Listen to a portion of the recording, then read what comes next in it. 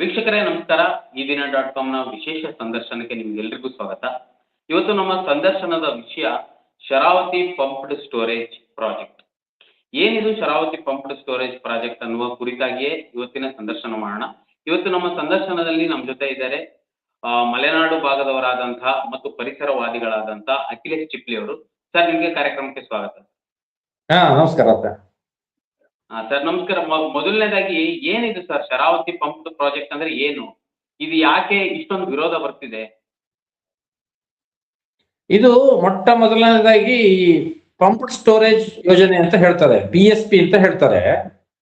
ಇದು ಏನು ಅಂತಂದ್ರೆ 2 ಡ್ಯಾಮ್ಗಳ ಇರುವಲ್ಲಿ ಅದ್ರ ಒಂದು ಡ್ಯಾಮಿನಿಂದ ಕೆಳಗೆ, ಉದಾಹರಣೆಗೆ ಈಗ ನಮ್ಮಲ್ಲಿ ಮೇಲ್ಗಡೆ ಅಪ್ಪರ್ ರಿಸರ್ವಾಯರ್ ಅಂತ ಏನ್ ಹೇಳ್ತಾರೆ, ತಲಕಡಲೆ ಡ್ಯಾಮ್ ಇದೆ, ಕೆಳಗಡೆ ಒಂದು ಗೇರ್ಸಪ್ ಡ್ಯಾಮ್ ಅಂತಿದೆ.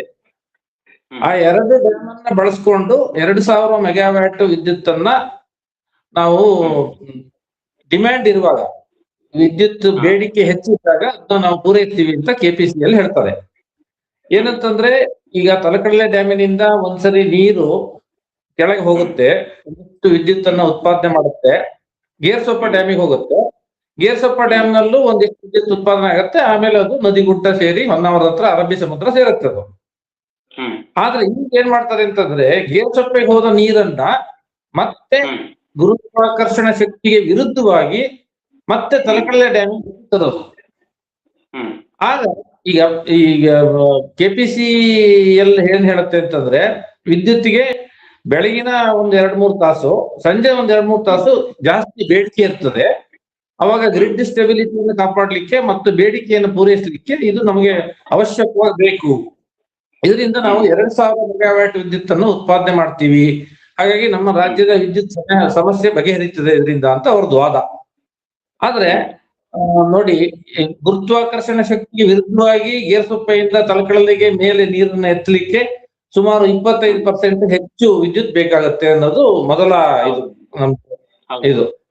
ಅದಕ್ಕೆ ಏನ್ ಸಮಜಾಯಿಸಿ ಹೇಳ್ತಾರೆ ಅವರು ಅಂತಂದ್ರೆ, ಇಲ್ಲ, ನಾವು ಹಗಲು ಹೊತ್ತಿನಲ್ಲಿ ನಮ್ಗೆ ಸೋಲಾರು ಮತ್ತು ವಿಂಡ್ ಎನರ್ಜಿ ಸಿಗುತ್ತೆ, ಅದನ್ನ ನಮ್ಗೆ ಅದು ವ್ಯರ್ಥವಾಗ್ತಾ ಇದೆ ಈಗ ರಾಜ್ಯದಲ್ಲಿ, ಅದನ್ನ ಬಳಸ್ಕೊಂಡು ನಾವು ವಿದ್ಯುತ್ ಅನ್ನ ಮೇಲ್ ತರ್ತೀವಿ. ಹಾಗೆ ಬೇಡಿಕೆ ಇದ್ದಾಗ ಇದು ಆಕ್ಚುಲಿ ವಾಟರ್ ಬ್ಯಾಟ್ರಿ ಅಂತ ಕರಿಬಹುದು.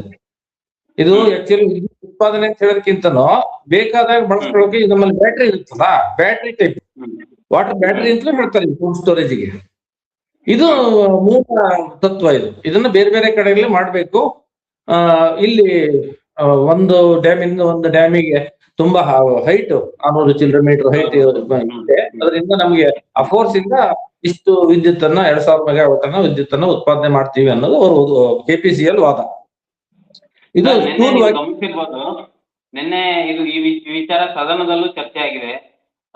ಏನು ಅವರ ಒಂದು ಸಮರ್ಥನೆ ಏನು ಅಂದ್ರೆ, ಕಾಂಗ್ರೆಸ್ ಪಕ್ಷದ ಏನು ಸಚಿವರಾಗಿದ್ದಾರೆ KJ ಜಾರ್ಜ್ ಅವರ ಸಮರ್ಥನೆ ಏನು ಅಂದ್ರೆ, ಇದು ನಾವು ಮಾಡಿದ್ದಲ್ಲ, 2019ರಲ್ಲಿ ಬಿಜೆಪಿ ಸರ್ಕಾರ ತಂದಿದ್ದು, 2021ರಲ್ಲಿ ಅವರೇ ಕೇಂದ್ರ ಕಳಿಸಿದ್ದು, ಅದನ್ನ ನಾವು ಮಾಡ್ತಿದೀವಿ ಅಷ್ಟೇ.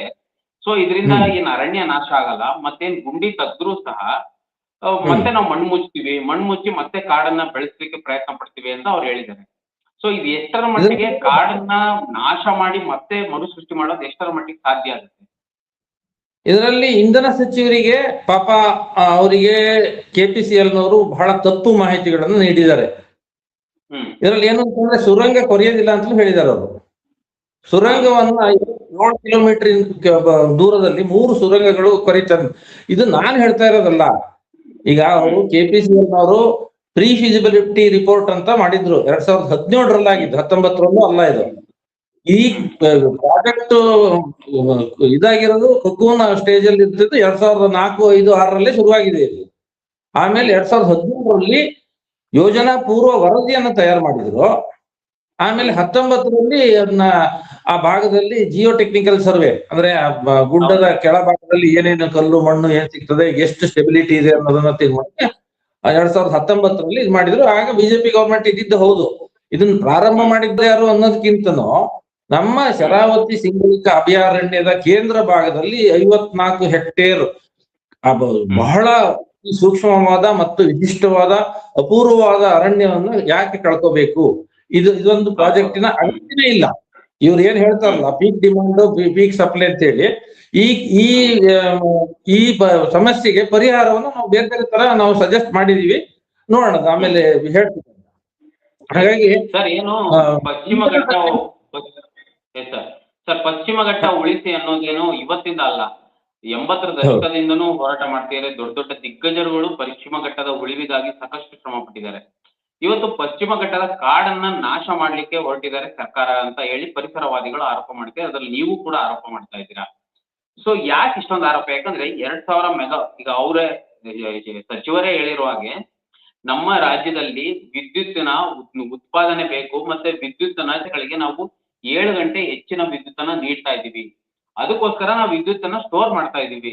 ಸೊ ಯಾಕೆ ಇಷ್ಟೊಂದು ವಿರೋಧ ವ್ಯಕ್ತಪಡಿಸ್ತಾ ಇದ್ದೀರಾ ನೀವಂತ?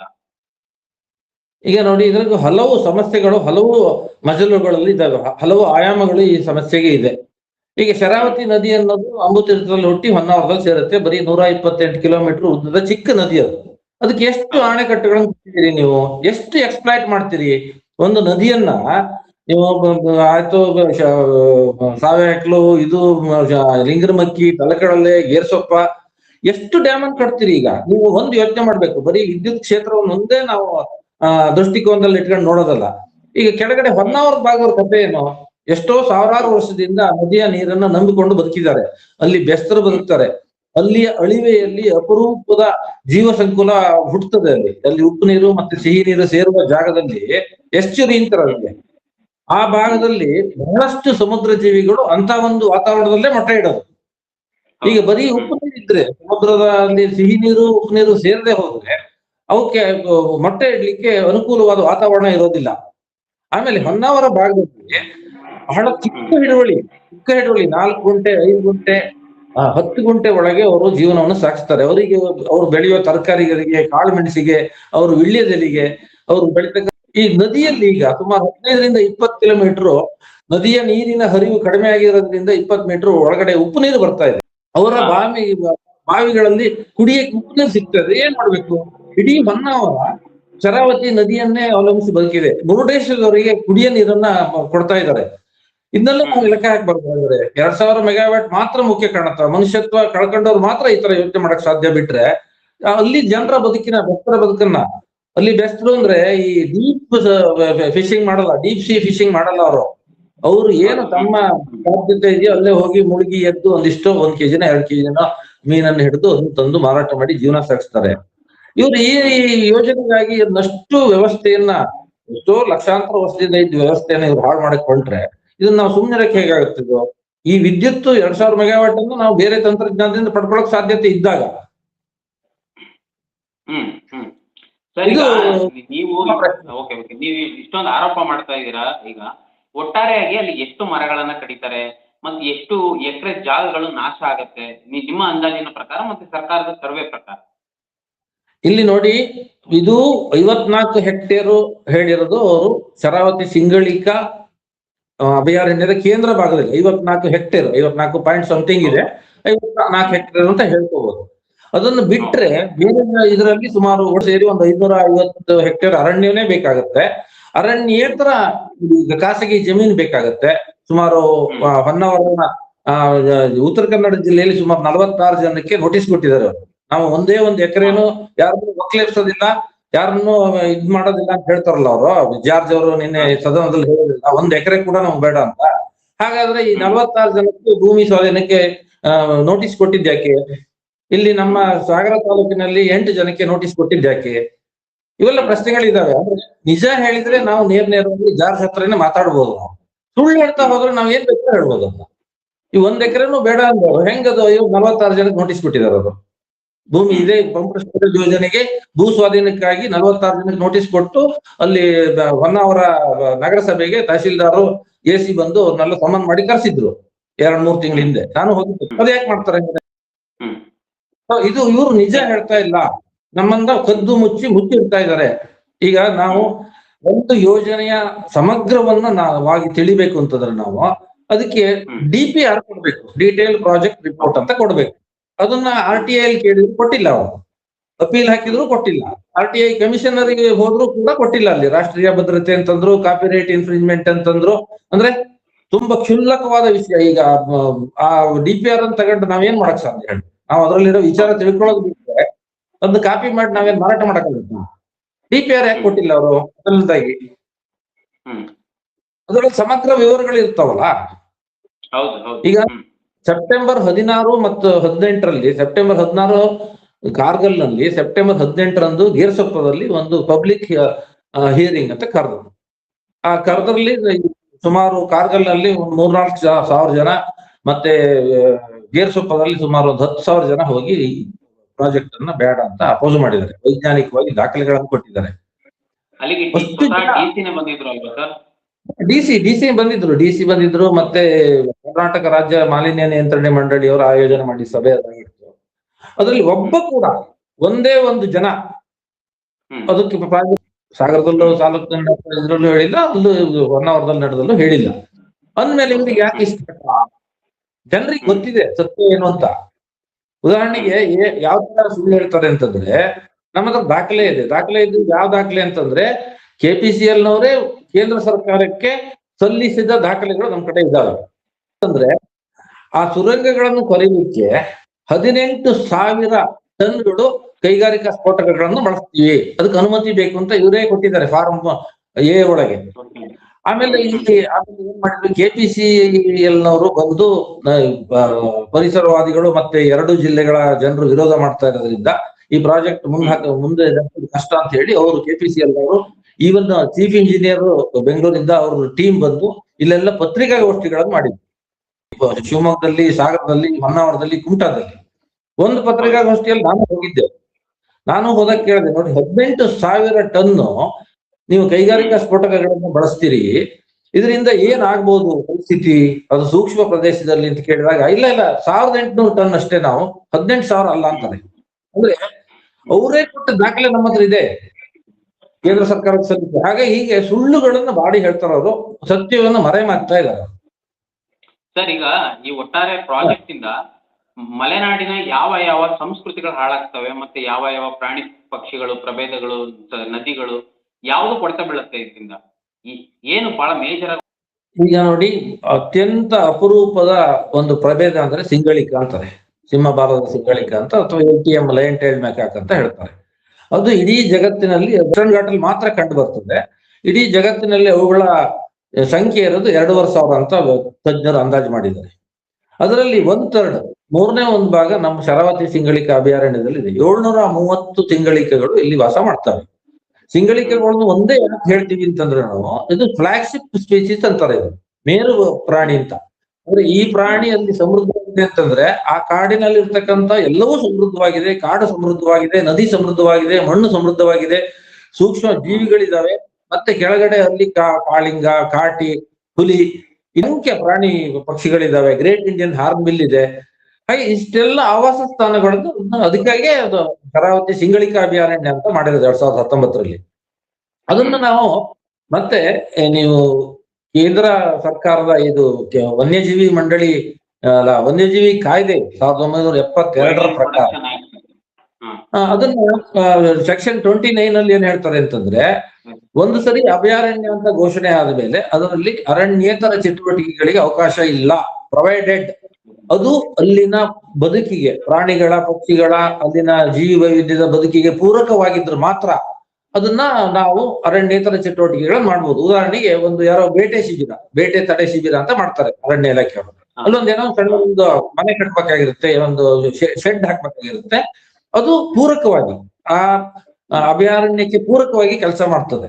ಅದು ಬಿಟ್ಟು ಇಲ್ಲಿ ನೀವು ಇಷ್ಟು ದೊಡ್ಡ ವಹಿವಾಟು ಮಾಡಿ ಅದರಿಂದ ಭೂಗರ್ಭದಲ್ಲಿ ವಿದ್ಯುತ್ ಯಂತ್ರಗಳನ್ನು ಹಾಕಿ ಅದನ್ನ ಡೈನಮೈಟ್ ಸಿಡಿಸಿ ಮಾಡೋದ್ರಿಂದ ಅದು ಹೇಗೆ ಪೂರಕ ಆಗ್ತದೆ? ಇದು ಸೆಕ್ಷನ್ 29 ವಿರುದ್ಧವಾಗಿದೆ. ಇವ್ರಿಗೆ ಅಧಿಕಾರ ಇಲ್ಲ ಮಾಡ್ಲಿಕ್ಕೆ,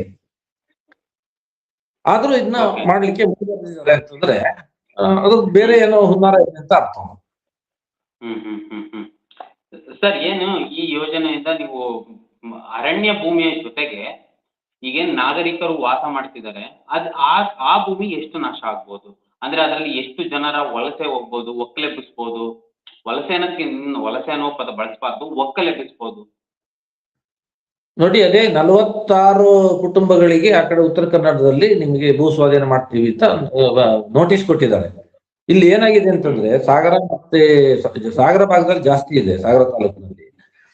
ಒಂದ್ಸರಿ ಲಿಂಗನಮಕ್ಕಿ ಮುಳುಗಡೆ ಆದ. ಲಿಂಗನಮಕ್ಕಿ ಮುಳುಗಡೆ ಆಯ್ತು. 2800 ಕುಟುಂಬ, ಇದು ಕೆಪಿಸಿ ಹೇಳ್ತಾ ಇರೋ ದಾಖಲೆ, ನಾನು ಹೇಳ್ತಾ ಇರೋದಲ್ಲ. 200 ಕುಟುಂಬದ 12,000 ಜನನ ಅವತ್ತು ಒಕ್ಕಲೆಬ್ಸಾಯ್ತು. ಇವತ್ತು ಎಷ್ಟು ವರ್ಷ ಆಯ್ತು? ಈಗ 60ರಿಂದ 70 ವರ್ಷ ಆಯ್ತು. ಅವ್ರು ಯಾರಿಗಾರು ಸೂಕ್ತವಾದ ಪರಿಹಾರ ಸಿಕ್ಕಿದ್ಯಾ? ಯಾರಾದ್ರೂ ಅವರು ನೆಮ್ಮದಿಯಾಗಿದ್ದಾರಾ? 3 ತಲೆಮಾರು ಕಳೀತು. APCL ನವರು ತನ್ನ ಮಧ್ಯೆ ಎಷ್ಟು ಪ್ರಾಜೆಕ್ಟ್ ಗಳನ್ನ ಮಾಡಿದ್ರು, ಎಷ್ಟು ಲಾಭವನ್ನು ಪಡೆದ್ರು. ಅವರಿಗೆ ಇವತ್ತು 12,000 ಜನದ ಕುಟುಂಬ ಏನಿದೆ, ಇವತ್ತು ಸುಮಾರು 30-35 ಜನ ಆಗಿದ್ದಾರೆ. ಅವರಷ್ಟರು ಕೂಡ ಕಣ್ಣಲ್ಲಿ ಕೈ ತೊಳಿತಾ ಇದ್ದಾರೆ. ಅವರಿಗೆ ಮೂಲ ಏನು ಮುಳುಗಡೆ ಆಗಿದ್ದಾರೆ, ಅವರಿಗೆ ನೀವು ಸೂಕ್ತವಾದ ನೆಲೆಯನ್ನ ಕಲ್ಪಿಸದೆ, ಅವ್ರಿಗೆ ಸೂಕ್ತವಾದ ಪರಿಹಾರವನ್ನು ಕೊಡದೆ, ಅವ್ರಿಗೆ ನೆಮ್ಮದಿ ಇದ್ರೆ ಮತ್ತೊಂದು ಪ್ರಾಜೆಕ್ಟ್ ಮಾಡೋದು ಯಾವ ನೈತಿಕ ದೃಷ್ಟಿಯಿಂದ ಸರಿ ಅಂತ ನನಗೆ ಬೇಕು. ಯಾವ ದೃಷ್ಟಿಯಿಂದ? ಇದಕ್ಕೆ ಮಾನವೀಯತೆ ಅಂತ ಹೇಳ್ತಾರ. ಮೊದಲು ಅವರಿಗೆ ಪುನರ್ವಸತಿ ಮಾಡ್ಲಿ, ಅವರಿಗೆ ಸೂಕ್ತವಾದ ಪರಿಹಾರವನ್ನು ಕೊಡ್ಲಿ, ಅವ್ರ ಜೀವನ ನೆಮ್ಮದಿ ಇರುವಂತೆ ನೋಡ್ಕೋಬೇಕು ಸರ್ಕಾರ. ಲಾಭ ಮಾಡೋದಕ್ಕೆ ಸರ್ಕಾರ ಅಂತ ಹೇಳೋದಿಲ್ಲ, ಅದು ಕಂಪನಿಗಳು ಮಾಡೋದು ಲಾಭ ಮಾಡ್ತಾರೆ. ಸರ್ಕಾರ ಲಾಭ ಮಾಡೋದಲ್ಲ. ಇಲ್ಲಿ ಜನರನ್ನ ಮತ್ತೆ ಇಲ್ಲಿ ಅರಣ್ಯ ಸಂಪತ್ತನ್ನ, ನದಿ ಕೆರೆಗಳನ್ನ ಕೂಡ ಕಾಪಾಡೋದು ಸರ್ಕಾರದ ಜವಾಬ್ದಾರಿ. ಯಾವ್ದೋ ಯೋಜನೆ ಮೂಲಕ ಬೇಡವಾದ ಅನಾವಶ್ಯಕ ಯೋಜನೆಗಳನ್ನು ಹೇರೋದು ಸರ್ಕಾರದ ಜವಾಬ್ದಾರಿ ಅಲ್ಲ, ಲಾಭಕೋರ ಕಂಪನಿ ಅಲ್ಲ. ಹಾಗಾಗಿ ಆಮೇಲೆ ತಲಕಡಲೆ ಅಣೆಕಟ್ಟು ಕಟ್ಟಿದಾಗಲೂ ಸುಮಾರು ಜನ ಮುಳುಗಡೆ ಆದ್ರು, ಅವ್ರಿಗೆ ಯಾವ್ದು ನೆಲೆ ಸಿಕ್ಕಿಲ್ಲ. ಆ ತಲಕಡಲೆ ಡ್ಯಾಮ್ ಕಟ್ಟಿದ ಮೇಲೆ ಮುಳುಗಡೆ ಆದವರು ಈಗ ಇಲ್ಲಿದ್ದಾರೆ. ನಮ್ಮಲ್ಲಿ ಮರಾಠಿ ಕ್ಯಾಂಪ್ ಅಂತಿದೆ, ಹೆನ್ನಿ, ಗುಂಡಿಬೈಲು, ಹಿರೇಹೆನ್ನಿ ಅನ್ನೋ ಇವತ್ತು ಇದು ಸಿಕ್ಕಿಲ್ಲ, ಹಕ್ಕು ಪತ್ರ ಸಿಕ್ಕಿಲ್ಲ. ಅಲ್ಲಿ ಮುಳುಗಡೆ ಆಯ್ತು, ಇತ್ಲಾಗ ಬಂದ್ರು, ಮುಳುಗಡೆ ಆಯ್ತು, ಇತ್ಲಾಗ ಬಂದ್ರು ಅಷ್ಟೇ. ಸರ್ಕಾರಿ ದಾಖಲೆಗಳಿಲ್ಲ ಅವರಿಗೆ. ಯಾವುದೇ ಅವರು ಏನು ವಾಸ ಮಾಡ್ತಾ ಇದಾರೆ ಆ ಜಮೀನಿಗೆ, ಮನೆಗಾಗ್ಲಿ ಅವ್ರ ಜಮೀನಿಗಾಗ್ಲಿ ಸರ್ಕಾರಿ ದಾಖಲೆ ಇಲ್ಲ. ಅವರ ಜೀವನವನ್ನ ಈ ಪರಿಗಣನೆ ಮಾಡಿಲ್ಲ. ಸುಮಾರು 350 ಕುಟುಂಬಗಳು ಈ ಹಿರೇಹನ್ನಿ, ಗುಂಡಿಬೈಲು ಭಾಗದಲ್ಲಿ ಇದಾವೆ. ಅದರಲ್ಲಿ 8 ಜನಕ್ಕೆ ಮಾತ್ರ 1 ಎಕರೆ ಸರ್ಕಾರಿ ದಾಖಲೆ ಇದೆ, ಅವ್ರಿಗೆ ಮಾತ್ರ ಪರಿಹಾರ ಕೊಡ್ತಾರೆ.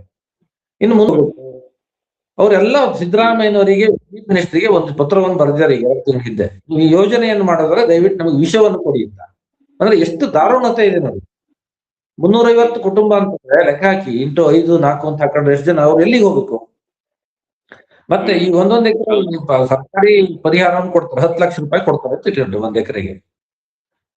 ಅದರಲ್ಲಿ 10 ಲಕ್ಷ ತಗೊಂಡು ಎಲ್ಲಿ ಮತ್ತೆ ಬೇರೆ ಕಡೆ ಬದುಕು ಕಟ್ಕೊಳಕ್ ಸಾಧ್ಯ ಆಗುತ್ತೆ? ಇದೆಲ್ಲ ಮಾನವೀಯ ನೆಲೆಯಲ್ಲಿ ನೋಡ್ಬೇಕಲ್ವಾ? ತಂತ್ರಜ್ಞಾನ, ವಿಜ್ಞಾನ, ಆಮೇಲೆ ನಿಮ್ದು ವಿದ್ಯುತ್ ಸಮಸ್ಯೆ, ಅದು ಬೇರೆ ಬೇರೆ ಆಯಾಮ. ಇದನ್ನೆಲ್ಲ ಮರ್ತಿದೆಯಲ್ಲ ಸರ್ಕಾರ ಅನ್ನೋದು ಈ ಭಾಗದ ಜನರ ಬಹಳ ದೊಡ್ಡ ಆರೋಪ.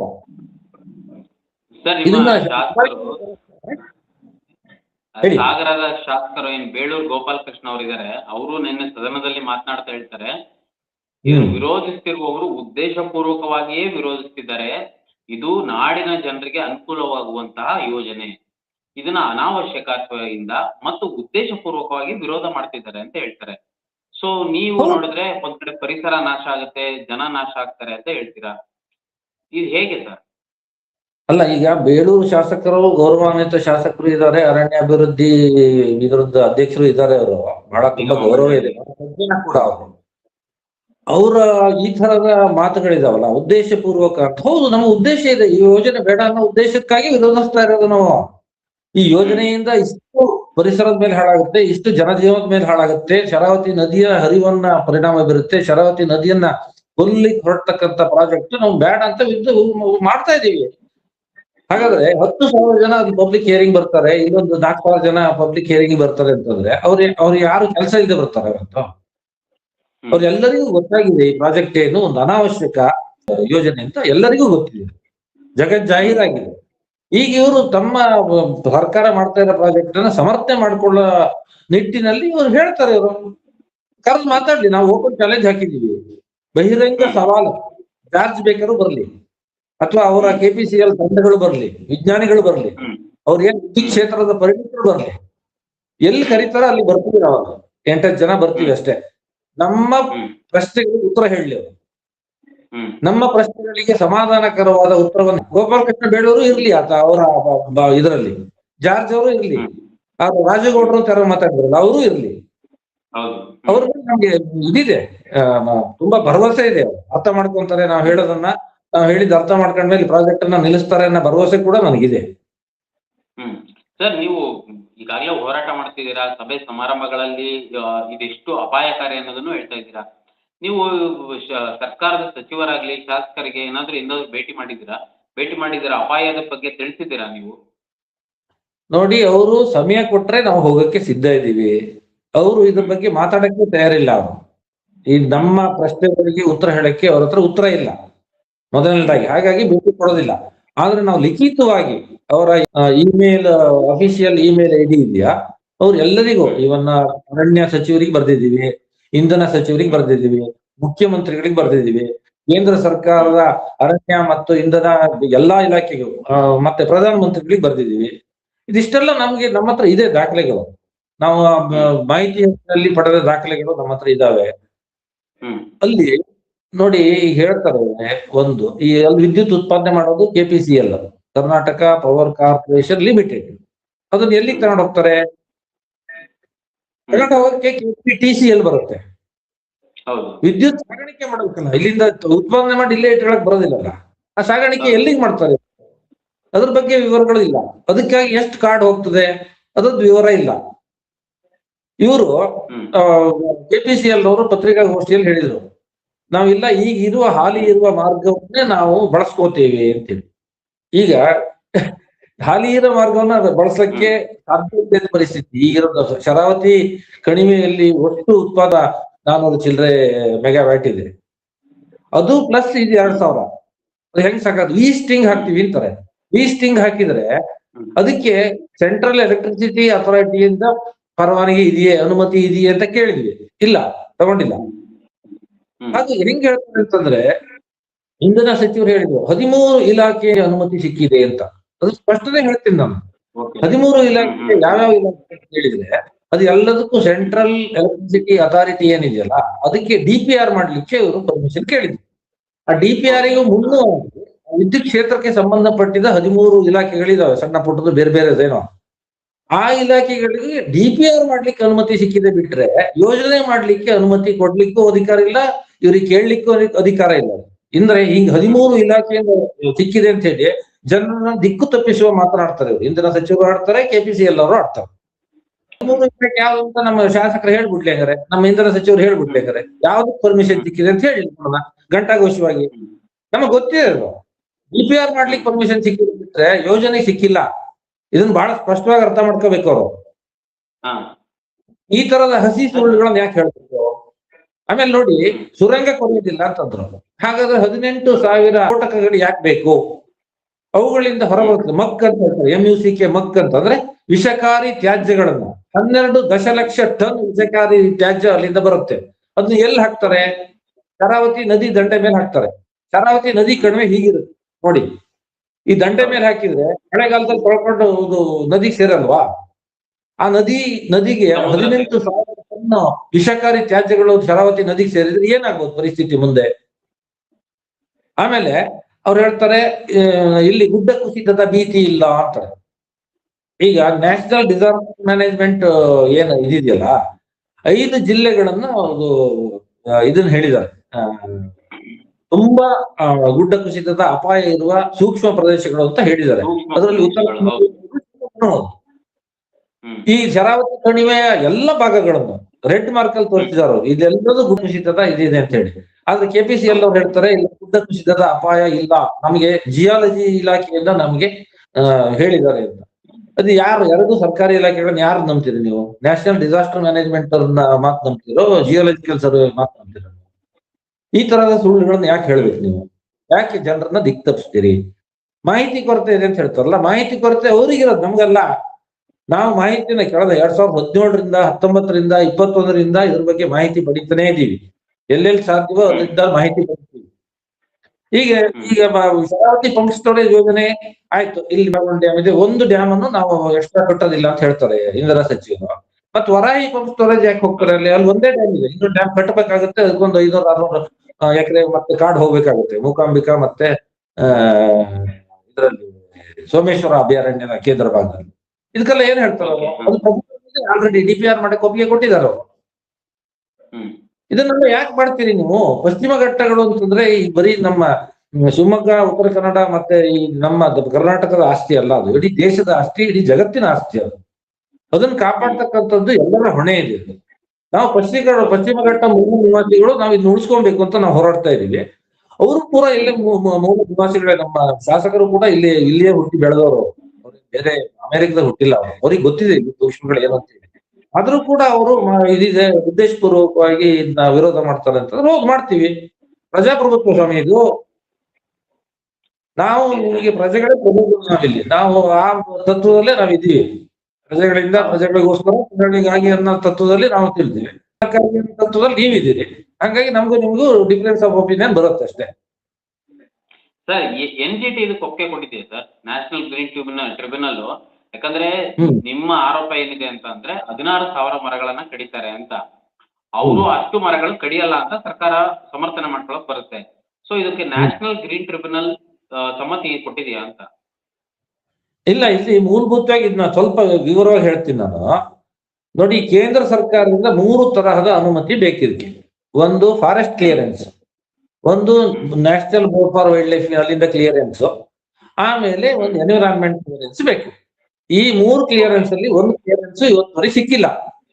ಈಗ 2 ತಿಂಗಳ ಹಿಂದೆ ಏನಾಯ್ತು ಅಂದ್ರೆ national Board for wild life ನವರು ಒಂದು ಇದನ್ನು ಕೊಟ್ಟರು, ಇನ್ ಪ್ರಿನ್ಸಿಪಲ್ ಅಪ್ರೂವಲ್. ಅಂದ್ರೆ ಹಾಗೆ ಕೊಡಲಿಕ್ಕೆ ಅವರಿಗೆ ಅಧಿಕಾರ ಇಲ್ಲ. ಈಗ ನ್ಯಾಷನಲ್ ವೈಲ್ಡ್ ಲೈಫ್ ಬೋರ್ಡ್ ಅನುಮತಿ ತಗೊಳಕ್ ಮೊದ್ಲೇ ಫಾರೆಸ್ಟ್ ಕ್ಲಿಯರೆನ್ಸ್ ತಗೊಂಡಿರ್ಬೇಕು. ಫಾರೆಸ್ಟ್ ಕ್ಲಿಯರೆನ್ಸ್ ತಗೊಳ್ಳದೆ National Board for Wildlife ಹೋಗಕ್ ಬರೋದಿಲ್ಲ. ಕಾನೂನು ಕಾಯ್ದೆ ಪ್ರಕಾರ, ಅದೇ ಕೇಂದ್ರ ಸರ್ಕಾರದ ನಿಯಮದ ಪ್ರಕಾರ ಹೋಗಕ್ ಬರೋದಿಲ್ಲ ಅವರು. ಹಾಗಾಗಿ ಫಾರೆಸ್ಟ್ ಕ್ಲಿಯರೆನ್ಸ್ ತಗೋಬೇಕು ಅಂತಂದ್ರೆ ಇಲ್ಲಿ ನ್ಯಾಷನಲ್ ಬೋರ್ಡ್ ಅಲ್ಲಿ ಏನಾದ್ರು ಒಂದು ಕೊಡ್ಬೇಕಲ್ಲ. ಇವತ್ತು ಯಾವ ಪ್ರಾಜೆಕ್ಟಿಗೂ ಇನ್ ಪ್ರಿನ್ಸಿಪಲ್ ಅಪ್ರೂವಲ್ ಅಂತ ಕೊಟ್ಟಿದ್ದ ದಾಖಲೆ ಇದೆ. ಫಸ್ಟ್ ಶರಾವತಿ ಪಂಪ್ ಸ್ಟೋರೇಜ್ ಕೊಡ್ತಾ ಇರೋದು ಹೊಸ ದಾರಿಯನ್ನು ಹುಡ್ಕೊಂಡಿದ್ದಾರೆ. ಇಲ್ಲಿಗೆಲ್ಲ ಇರುವುದು ದಾರಿ ಹೊಸ್ತು ಅಷ್ಟೇ. ಹಾಗಾಗಿ ಈ 3 ಕ್ಲಿಯರೆನ್ಸ್ ಇದೆ. NGT ಪಾತ್ರ ಬರೋದಿಲ್ಲ ಇಲ್ಲಿ 3 ಕೇಂದ್ರ ಸರ್ಕಾರದಿಂದ ಬೇಕಾಗಿರೋದು 3 ಇದು ಯಾವ್ದು ಅನುಮತಿಗಳು ಬೇಕು. 3 ಅನುಮತಿಗಳಲ್ಲಿ ಯಾವ್ದು ಸಿಕ್ಕಿಲ್ಲ. ಸಿಕ್ಕಿದೆ ನಾವು ಮಾಡ್ತೀವಿ ಅಂತ. ಆದ್ರೆ ಅನುಮತಿ ಹೇಳಿದ್ದಾರೆ ಅವರು, ಬೇರೆ ಎಲ್ಲೂ ಹೇಳಿಲ್ಲ. ಸದನದಲ್ಲಿ ನಮ್ಗೆ 13 ಅನುಮೋದನೆಗಳು ಸಿಕ್ಕಿದೆ ಅಂತ ಹೇಳಿದ್ದಾರೆ. ಅದೇ 13 ಅನುಮೋದನೆ ಅಂದ್ರೆ ನಾ ಹೇಳಿದ್ನಲ್ಲ, DPR ಮಾಡ್ಲಿಕ್ಕೆ. ಅದು 13 ಅನುಮೋದನೆಗಳು ಯಾವ ಸಿಕ್ಕಿದೆ? DPR ಮಾಡ್ಲಿಕ್ಕೆ, ಡೀಟೇಲ್ ಪ್ರಾಜೆಕ್ಟ್ ರಿಪೋರ್ಟ್ ಮಾಡ್ಲಿಕ್ಕೆ ಅನುಮೋದನೆ ಬೇಕಿತ್ತು ಸೆಂಟ್ರಲ್ ಎಲೆಕ್ಟ್ರಿಸಿಟಿ ಅಥಾರಿಟಿಯಿಂದ. ಅದು ಸಿಕ್ಕಿದೆ ಅಂತ ಹೇಳಿದಾರೆ ಅವರು. ನೀವು ಯಾವ್ದಂತ ಕೇಳಿ ನೋಡೋಣ, ಅವ್ರಿಗೆ ಗೊತ್ತಿಲ್ಲ ಅವರಿಗೆ. ಇದು ಸತ್ಯ, ವಾಸ್ತವಾಂಶ. ಸರ್, ಹಾಗಾದ್ರೆ ಇದಕ್ಕೆ ಪರಿಹಾರನೇ ಇಲ್ವಾ? ಈಗ 2,000 ಮೆಗಾವ್ಯಾಟ್ ನ ಬರೀ ಸುರಂಗ ಮಾರ್ಗದ ಮೂಲಕ ನೀರನ್ನ ಪಂಪ್ ಮಾಡೋದ್ರ ಬದಲು ನೀವೇನಾದ್ರೂ ಸಜೆಷನ್ ಕೊಡ್ತೀರಾ? ನಿಮ್ಮ ಹತ್ರ ಏನಾದ್ರೂ ಪರಿಹಾರ ಇದೆಯಾ ಇಷ್ಟೊಂದು ವಿರೋಧ ಮಾಡೋರು? ಪರಿಹಾರಗಳ ಸರಮಾಲೆಯೇ ಇದೆ ನಮ್ಮ ಹತ್ರ. ಈಗ ನೋಡಿ, ಮೊಟ್ಟ ಮೊದಲನೇದಾಗಿ ಹಗಲು ಹೊತ್ತಿನಲ್ಲಿ ಇಂಧನ ಸಚಿವರೇ ಹೇಳಿದ್ರು ನಮಗೆ ವಿದ್ಯುತ್ ಸಿಕ್ಕಾಪಟ್ಟೆ ಎಕ್ಸಸ್ ಇದೆ ಅಂತ. ಈಗ ಅಲ್ಲಿ 1,400 ಮೆಗಾವ್ಯಾಟ್ ಉತ್ಪಾದನೆ ಆಗುತ್ತೆ. ಇಲ್ಲಿ ಜೋಗ, ಇದರಲ್ಲಿ ಲಿಂಗನಮಕ್ಕಿ, ತಲಕಳಲೆ, ಗೇರ್ಸೊಪ್ಪ ಎಲ್ಲ ಸೇರಿ, ಹೌದಾ, ಮಹಾತ್ಮ ಗಾಂಧಿ ಇದೆಲ್ಲ ಸೇರ್ಬಿಟ್ಟು ನೀವು ಅದನ್ನೇ ಪಂಪ್ ಸ್ಟೋರೇಜ್ ಕನ್ವರ್ಟ್ ಮಾಡ್ಕೊಳ್ಳಿ. ನೀವು ಹಗಲೊತ್ತಾಗಿ ಯಾಕೆ ಅದನ್ನ ಉಪಯೋಗಿಸ್ತೀರಿ? ಪೀಕ್ ಅವರ್ಸ್ ಅಲ್ಲಿ ಉಪಯೋಗಿಸಿ. ಸಿಂಪಲ್ ಅಲ್ವಾ? ನಾನು ಹೇಳಿದ ಹಾಗೆ ಅರ್ಥ ಆಯ್ತಲ್ಲ ನಿಮ್ಗೆ? ಎಕ್ಸಸ್ ಇದೆಯಲ್ಲ ಅವ್ರಿಗೆ, ರಾತ್ರಿ ಹೊತ್ತು ಪೀಕ್ ಅವರ್ಸ್ ಅಲ್ಲಿ ಮಾತ್ರ ಇದನ್ನ ಆಪರೇಟ್ ಮಾಡಿ. ಯಾವನ್ನ ಈಗ ಹಾಲಿ ಇರ್ತಕ್ಕಂಥ ವ್ಯವಸ್ಥೆಯನ್ನ, ಅದೊಂದು ಪರಿಹಾರ ಅಲ್ವಾ? ಆಮೇಲೆ ಈಗ ಎಷ್ಟು ಟರ್ಬೈನ್ ಗಳನ್ನ ಯಾವ ಕಾಲದಾಗ ಹಾಕಿದ್ದು, ಎಷ್ಟು ವರ್ಷ ಆಯ್ತು, ಇದ್ರದ್ದು ಎಫಿಷಿಯನ್ಸಿ ಎಷ್ಟಿದೆ?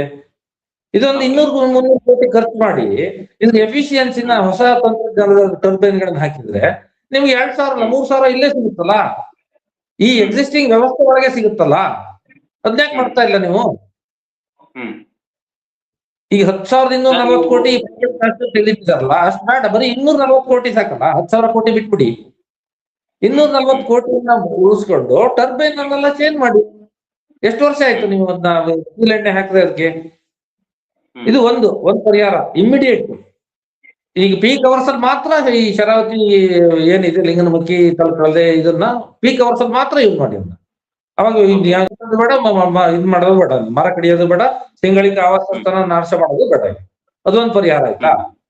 ಆಮೇಲೆ ನೀವು ಯಾವುದೇ ನೋಡ್ಕೊಳ್ಳಿ, ನೀವೆಲ್ಲೇ ವಿದ್ಯುತ್ ಉತ್ಪಾದನೆ ಮಾಡಿದ್ರು ಇದು ಏನ್ ಟ್ರಾನ್ಸ್ಮಿಷನ್ ಲಾಸ್ ಇದೆಯಲ್ಲ, ಪ್ರಸರಣದಲ್ಲಿ ಲಾಸ್ ಆಗುತ್ತೆ 15% 21%. ಈಗ ಸಾಗರದಲ್ಲಿ, ಜೋಗದಲ್ಲಿ ನೀವು ವಿದ್ಯುತ್ ಉತ್ಪಾದನೆ ಮಾಡಿದ್ರೆ 100 ಮೆಗಾವ್ಯಾಟ್ ಮಾಡಿದ್ರೆ, ನೀವು ಬೆಂಗಳೂರಿಗೆ ತಲುಪ ಹೊತ್ತಿಗೆ ಅದು 80-77 ಮೆಗಾವ್ಯಾಟ್ ಸಿಗುತ್ತೆ. ದಾರಿಯಲ್ಲಿ ಅಷ್ಟು ಲಾಸ್ ಆಗುತ್ತೆ. ಆ ಲಾಸ್ ಅನ್ನ ತಡೆಯಕ್ ಆಗೋದಿಲ್ಲ ಅವರಿಗೆ. ಸ್ವಲ್ಪ ಕಡಿಮೆ ಮಾಡ್ಬೋದು ಬಿಟ್ರೆ ಟ್ರಾನ್ಸ್ಮಿಷನ್ ಲಾಸ್ ಅನ್ನು ತಡೆಯಕ್ ಆಗಲ್ಲ. ಹಾಗಾಗಿ ನಾವು ಹೇಳೋದೇನು ಅಂತಂದ್ರೆ, ಇದಕ್ಕೆ ಪರ್ಯಾಯವಾಗಿ ಬಹಳ ಸಮರ್ಥವಾದ ಬ್ಯಾಟರಿ ಎನರ್ಜಿ ಸ್ಟೋರೇಜ್ ಸಿಸ್ಟಮ್ ಅಂತ ಬಂದಿದೆ. ನಮ್ KPCL ನೋದ್ರೆ ಬೇರೆ ಬೇರೆ ಕಡೆ ಇದನ್ನ ಏನು ಅಂತಂದ್ರೆ ಬಹಳ ಈಗ ಟ್ರಾನ್ಸ್ಮಿಷನ್ ಲಾಸ್ ಅಪ್ಪ. ಈಗ ನಮ್ಮಲ್ಲಿ ಸುಮಾರು ಕರ್ನಾಟಕದಲ್ಲಿ ವಿದ್ಯುತ್ ಸಬ್ ಸ್ಟೇಷನ್ ಇದಾವೆ, 400 ಸಬ್ ಸ್ಟೇಷನ್ ಇದಾವೆ. ಸಾಗರದಲ್ಲಿದೆ, ಶಿವಮೊಗ್ಗದಲ್ಲಿ, ಬೇರೆ ಬೇರೆ ಕಡೆ ಎಲ್ಲಾ ಸಿಟಿಗಳು ಇರ್ತವೆ. ಅಲ್ಲಿ ನೀವು ಬ್ಯಾಟರಿ ಎನರ್ಜಿ ಸ್ಟೋರೇಜ್ ಸಿಸ್ಟಮ್ ಅಂತ ಮಾಡ್ಕೊಂಡ್ರೆ, ಎಲ್ಲಿ ಸಾಗರಕ್ಕೆ ಎಷ್ಟು ಮೆಗಾವ್ಯಾಟ್ ಬೇಕೀಗ, ಬೇಕಾದ್ರೆ ಒಂದು 50 ಮೆಗಾವ್ಯಾಟ್ ಬೇಕು ಪೀಕ್ ಅವರ್ಸ್ ಅಲ್ಲಿ ಜಾಸ್ತಿ ಅಂತ ಇಟ್ಕೊಳ್ರಿ. ಸಬ್ ಸ್ಟೇಷನ್ ಅಲ್ಲಿ ಒಂದು ಬ್ಯಾಟ್ರಿ ಇಟ್ಕೊಂಡ್ರಿ, ಸಾಧ್ಯತೆ ಇದೆಯಲ್ಲ ಅದು. ಬೇರೆ ಎಲ್ಲ ಕಡೆ ಮಾಡ್ತಾ ಇದಾರೆ, ಇಂಡಿಯಾಕ್ಕೂ ಬಂದಿದೆ ಅದೀಗ. ತಮಿಳ್ನಾಡಲ್ಲಿದೆ, ಮಹಾರಾಷ್ಟ್ರದಲ್ಲಿದೆ, ಗುಜರಾತ್ ಅಲ್ಲಿದೆ. ಅದೆಲ್ಲ ಎಕ್ಸಿಸ್ಟಿಂಗ್ ಮಾಡ್ತಾ ಇರಲ್ಲ, ಟ್ರೆಂಡ್ ಕರೆದೇ ಇರಲ್ಲ ಅವರು. ಮಹಾರಾಷ್ಟ್ರದಲ್ಲಂತೂ ನೀವು ಬಿಲಿಟರ್ನಾಟ್ ಮೊನ್ನೆ ಲಾಸ್ಟ್ ಮಂತ್ ಒಂದು ಟೆಂಡರ್ ಕರೆದಿದ್ದಾರೆ. ಅದರಲ್ಲಿ ಖಾಸಗಿ ಕಂಪನಿಯವರು ಹೇಳ್ತಾರೆ, solar plus battery energy storage. Solar ಇಂದ ಅವರು ಬ್ಯಾಟರಿನ ತುಂಬಿಸ್ಕೊಂತಾರೆ, ಅದನ್ನ ಪೀಕ್ ಅವರ್ಸ್ ಅಲ್ಲಿ ಸಪ್ಲೈ ಮಾಡ್ತಾರೆ ಅವರು. ಎಷ್ಟು ಯೂನಿಟ್ಗೆ? ₹2.67 ಕೋಟ್ ಮಾಡಿದ್ದಾರೆ ಯೂನಿಟ್ಗೆ. ಸರ್ಕಾರ ಕೊಡ್ತಾ ಇದ್ದಾರೆ ₹2.67 ಯೂನಿಟ್ಗೆ. ಇವ್ರೇನ್ ಹೇಳ್ತಾರೆ, ಯಾರು KPCL ನವರು, ಈ ಪಂಪ್ ಸ್ಟೋರೇಜ್ ಮಾಡಿದ್ಮೇಲೆ ಇವ್ರ ಕಾಸ್ಟ್ ₹6 ಆಗುತ್ತೆ. ಕಮಿಷನ್ ಪ್ರಾಜೆಕ್ಟ್ ಕಂಪ್ಲೀಟ್ ಆಗ್ಲಿಕ್ಕೆ ಶರಾವತಿ ಪಂಪ್ ಸ್ಟೋರೇಜ್ ಇವತ್ತು ಶುರು ಮಾಡಿದ್ರು ಅಂತ ಇಟ್ಕೊಂಡ್ರೆ ಇನ್ನು 6 ವರ್ಷ ಬೇಕು. 6 ವರ್ಷದಲ್ಲಿ ಈ ಸೋಲಾರ್ ತಂತ್ರಜ್ಞಾನ ಎಲ್ಲಿ ಹೋಗ್ಬೋದ್ರಿ? ಈಗ ಬಹಳಷ್ಟು ನಮ್ಮ ಮಲೆನಾಡಿನಲ್ಲೂ ಕೂಡ ಬಹಳಷ್ಟು ಕಡೆಗೆ ಈಗ ಸೂರ್ಯಗರ್ ಅಂತ ಒಂದು ಯೋಜನೆ, ಸೂರ್ಯಗರ್ ಅಂತ. ಅದರಿಂದ ನಾವು ನಮ್ಗೆ 2 ಕಿಲೋವ್ಯಾಟಿಗೆ ಒಂದು 1.5 ಲಕ್ಷ ಅಪ್ರಾಕ್ಸಿಮೇಟ್ ಖರ್ಚಾಗುತ್ತೆ. ಅದರಲ್ಲಿ 70,000 ಕೇಂದ್ರ ಸರ್ಕಾರ ಕೊಡುತ್ತೆ. ಈಗ ನಮ್ಗೆಲ್ಲ ಏನ್ ಬೇಕು, ತಿಂಗಳಿಗೆ ಸುಮಾರು 30ರಿಂದ 40 ಯೂನಿಟ್ ಸಾಕು ನಮ್ಗೆ. ನಾವು ಅದನ್ನ 2 KV ಹಾಕೊಂಡ್ರೆ ಉಳಿದು 800-1000 ಎಕ್ಸ್ಟ್ರಾ ಏನ್ ಯೂನಿಟ್ ಬರುತ್ತೆ ಅದನ್ನ ಗ್ರಿಡ್ಡಿಗೆ ಕೊಡ್ತೀವಿ ನಾವು. ಇದರಿಂದ ಗ್ರಿಡ್ಡಿಗೆ ಕೊಡ್ತೀವಿ ನಾವು. ಅವಾಗ ಈ ವೋಲ್ಟೇಜ್ ಸ್ಟೆಬಿಲಿಟಿ ಅನ್ನೋ ಪ್ರಶ್ನೆ ಬರೋದಿಲ್ಲ, ಎಲ್ಲರೂ ಇದನ್ನ ಹಾಕಂತಾರೆ ಮುಂದಿನ ದಿನಗಳಲ್ಲಿ. ಮತ್ತೆ ಇನ್ನೂ ಹಗ್ಗ ಆಗ್ತಾ ಹೋಗುತ್ತೆ. 20 ವರ್ಷದ ಹಿಂದೆ ಸೋಲಾರ್ ಪ್ಯಾನಲ್ ಕಾಸ್ಟ್ ಇದ್ದರೆ ಅದ್ರದ್ದು ಕಾಲ್ ಭಾಗಕ್ಕೆ ಬಂದಿದೆ ಈಗ. ಈ ಕಂಪ್ಯೂಟರ್ಗಳು ಕೂಡ 80-90 ದಶಕದಲ್ಲಿ ಒಂದು ಕಂಪ್ಯೂಟರ್ಗೆ 3 ಲಕ್ಷ 4 ಲಕ್ಷ ಇತ್ತು, ಇವತ್ತು 15,000 ಸಿಗ್ತಾ ಇದೆ. ಹಾಗಾಗಿ ತಂತ್ರಜ್ಞಾನ ಬಹಳ ವೇಗವಾಗಿ ಮುಂದುವರಿತದೆ. ಇಷ್ಟೆಲ್ಲ ಕಾಡನ್ನ ನಾಶ ಮಾಡಬೇಡಿ, ನೀವು ಬೇರೆ ಪರ್ಯಾಯಗಳನ್ನ ನೋಡಿ. ಈಗ 2017ರಲ್ಲಿ ಏನಾಯ್ತು ಅಂತಂದ್ರೆ, ಆಸ್ಟ್ರೇಲಿಯಾದಲ್ಲಿ ದೊಡ್ಡ ಬಿರುಗಾಳಿ ಬಂದು ಅಲ್ಲಿಂದ ವಿದ್ಯುತ್ ಕ್ಷೇತ್ರವೇ ದೂರ ಡೋಲಾಯಮಾನ ಆಗ್ಬಿಟ್ಟು ತುಂಬಾ ಲಾಸ್ ಆಯ್ತು ಆಸ್ಟ್ರೇಲಿಯಾ ಸರ್ಕಾರಕ್ಕೆ.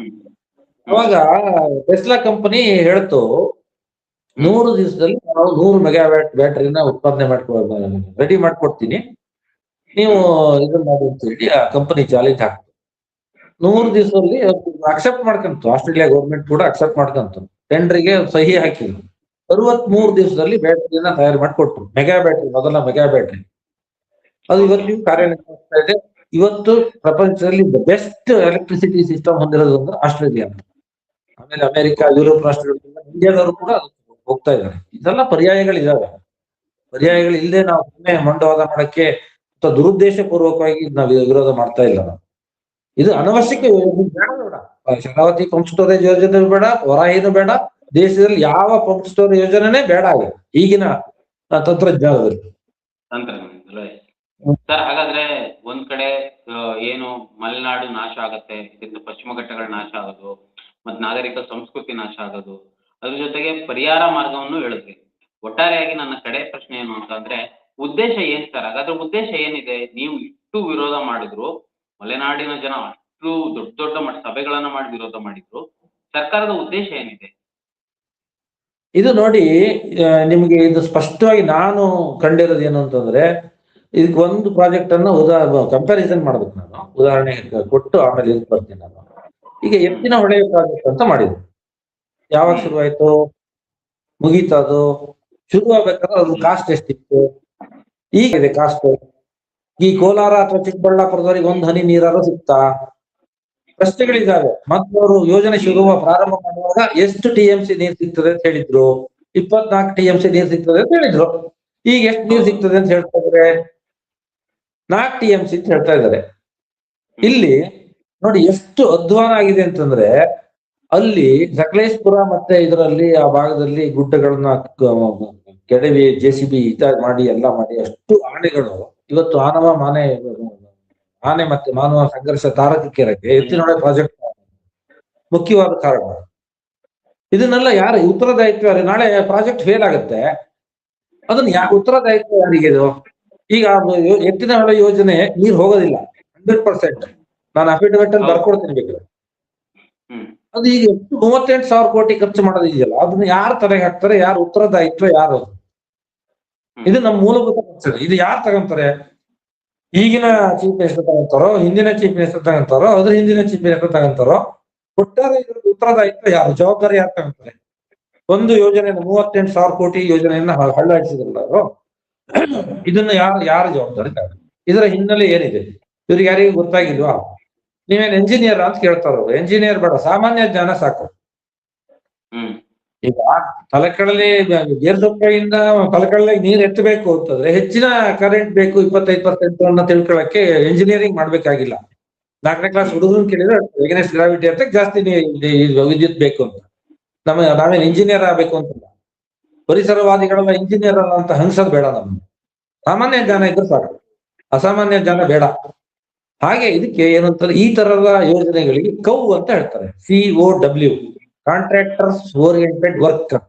ಅಂದ್ರೆ ಯಾವುದೇ ಸರ್ಕಾರ ಆಗಲಿ ಗುತ್ತಿಗೆದಾರರಿಗೆ ಅನುಕೂಲ ಮಾಡಿಕೊಡುವ ಸಲುವಾಗಿ ಮಾಡ್ತಕ್ಕಂಥ ಯೋಜನೆಗಳು ಇವು. ತಾತ್ಕಾಲಿಕವಾಗಿ ಅವ್ರಿಗೆ ಬೇರೆ ಬೇರೆ ಇರುತ್ತೆ. ಗುತ್ತಿಗೆ ಮಾಫಿಯಾಗಳು ಗೊತ್ತಲ್ಲ ನಿಮ್ಗೆ. ಟಿಂಬರ್ ಮಾಫಿಯಾ ಇದೆ, ಮರಳು ಮಾಫಿಯಾ ಇದೆ, ಜೆಲ್ಲಿ ಮಾಫಿಯಾ ಇದೆ, ಕಬ್ಬಿಣದ ಮಾಫಿಯಾ ಇದೆ, ಎಲ್ಲ ಮಾಫಿಯಾಗಳಿದ್ದಾವೆ. Cement mafia. ಒಂದು ವರ್ಡಲ್ಲಿ ಹೇಳೋದಾದ್ರೆ ಇದೊಂದು ಅಭಿವೃದ್ಧಿ ಮಾಫಿಯಾ ಅಂತ ಹೇಳ್ಬೋದು. ಹೌದೌದು, ಅಭಿವೃದ್ಧಿ ಮಾಫಿಯಾ, ಗುತ್ತಿಗೆ ಮಾಫಿಯಾ ಎಲ್ಲದೂ ಸೇರ್ಕೊಂಡಿದ್ದಾವೆ. ಇದು ಏನಿಲ್ಲ, ಹಣಕ್ಕಾಗಿ ಮಾಡ್ತಾ ಇರೋದಕ್ಕೆ. ಬಹಳ ಸ್ಪಷ್ಟವಾಗಿ ನಿಮ್ಗೆ ನೇರವಾಗಿ ಹೇಳೋದಾದ್ರೆ ಹಣಕ್ಕಾಗಿ ಮಾಡ್ತಾ ಇರತಕ್ಕಂಥ ಯೋಜನೆ ಬಿಟ್ರೆ ಮತ್ತೆ ಈ ಯೋಜನೆಯಿಂದ ನಾಗರಿಕ ಸಮಾಜಕ್ಕಾಗ್ಲಿ ಯಾರಿಗೇ ಆಗ್ಲಿ ಒಂದು ಪೈಸಾ ಪ್ರಯೋಜನವೂ ಇಲ್ಲ ಅಂತ. ಬಹಳ ಥ್ಯಾಂಕ್ ಯು ಸರ್. ಬಹಳಷ್ಟು ವಿಚಾರಗಳನ್ನ ಚರ್ಚೆ ಮಾಡಿದೀವಿ. ಇನ್ನೊಂದು ಸಂಸ್ಕೃತಿ ಬಗ್ಗೆ ನಾವು ಹೇಳೋದಾದ್ರೆ, ಅಲ್ಲಿ ಸಂಸ್ಕೃತಿ ಹೇಗೆ ನಾಶ ಆಗ್ತದೆ ಅಂತ ಹೇಳಿದ್ರೆ, ಆ ಪ್ರಾಜೆಕ್ಟ್ ಅನ್ನು ನೋಡ್ಕೊಳ್ಲಿಕ್ಕೆ ಬಿಹಾರದಿಂದ ಅಥವಾ ಉತ್ತರ ಭಾರತದಿಂದ ಸುಮಾರು 1,700 ಕುಟುಂಬಗಳು ಬರ್ತಾ ಇದ್ದಾವೆ. ಅಲ್ಲಿ 5 ವರ್ಷ ನೆಲೆ. ಈಗ ನಮ್ಗೆ ಗೇರ್ಸೊಪ್ಪ ಭಾಗದಲ್ಲಿ ಇರೋದೇ 5,000 ಅವ್ರದ್ದು ಜನಸಂಖ್ಯೆ. ಅವರು ಹೊರಗಡೆಯಿಂದ ಬಂದು ದಬ್ಬಾಳಿಕೆ ಮಾಡಲ್ವ ಅವ್ರ ಮೇಲೆ? ಅವರು ಬಂದು ಇಲ್ಲಿ ವನ್ಯಜೀವಿಗಳನ್ನ ಹೊಡ್ಕೊಂಡು ತಿನ್ನಲ್ವಾ? ಹಾಳು ಮಾಡೋದಿಲ್ವಾ? ಇನ್ನೆಲ್ಲ ಆಗಿದೆ, ಈ ತರದ್ದು ಘಟನೆಗಳಾಗಿದೆ. ಇಲ್ಲಿಯ ಸಂಸ್ಕೃತಿಯೂ ನಾಶ ಆಗತ್ತೆ, ದೇವಳಗಳು ನಾಶ ಆಗ್ತವೆ. ಹಾಗಾಗಿ ಒಟ್ಟಾರೆ ನಮ್ಗೆ ಸ್ಪಷ್ಟವಾಗಿ ಹೇಳ್ತೀವಿ, ಯಾವುದೇ ಕಾರಣಕ್ಕೂ ಈ ಯೋಜನೆಯನ್ನ ದಯವಿಟ್ಟು ಮಾಡಬೇಡಿ ಅನ್ನೋದು ವಿನಂತಿ. Thank you sir. ಬಹಳಷ್ಟು ವಿಚಾರಗಳನ್ನ ಚರ್ಚೆ ಮಾಡಿದ್ವಿ. ವೀಕ್ಷಕರೇ ನೋಡಿದ್ರಲ್ಲ, ಶರಾವತಿ ಪಂಪ್ ಸ್ಟೋರೇಜ್ ಯೋಜನೆ, ಇದರ ಸಾಧಕ ಬಾಧಕಗಳು ಮತ್ತೆ ಇದಕ್ಕೆ ಪರ್ಯಾಯ ಮಾರ್ಗಗಳನ್ನು ಸಹ ಅಖಿಲೇಶ್ ಚಿಪ್ಲಿ ಅವರು ಹೇಳಿದ್ರು. ಸರ್ಕಾರ ಇದನ್ನು ಯಾವ ರೀತಿ ಸ್ವೀಕರಿಸುತ್ತೆ ಅಂತ ನಾವು ಕಾದು ನೋಡ್ಬೇಕಾಗಿದೆ. ಇನ್ನು ಇದೇ ರೀತಿ ಸಾಕಷ್ಟು ವಿಡಿಯೋಗಳಿಗಾಗಿ ನಮ್ಮ eVinner.com ಯೂಟ್ಯೂಬ್ ಚಾನಲ್ನ ಸಬ್ಸ್ಕ್ರೈಬ್ ಮಾಡಿ ಮತ್ತೆ ನಮ್ಮನ್ನು ಬೆಂಬಲಿಸಿ. Thank you sir. ಮತ್ತಷ್ಟು ವಿಶೇಷ ವಿಡಿಯೋಗಳನ್ನು ನೋಡಲು ಮತ್ತು ಹೊಸ ವಿಡಿಯೋಗಳ ಬಗ್ಗೆ ತಿಳಿಯಲು eVinner.com ಯೂಟ್ಯೂಬ್ ಚಾನೆಲ್ ಸಬ್ಸ್ಕ್ರೈಬ್ ಮಾಡಿ ಮತ್ತು ಬೆಲ್ ಐಕಾನ್ ಕ್ಲಿಕ್ ಮಾಡಿ.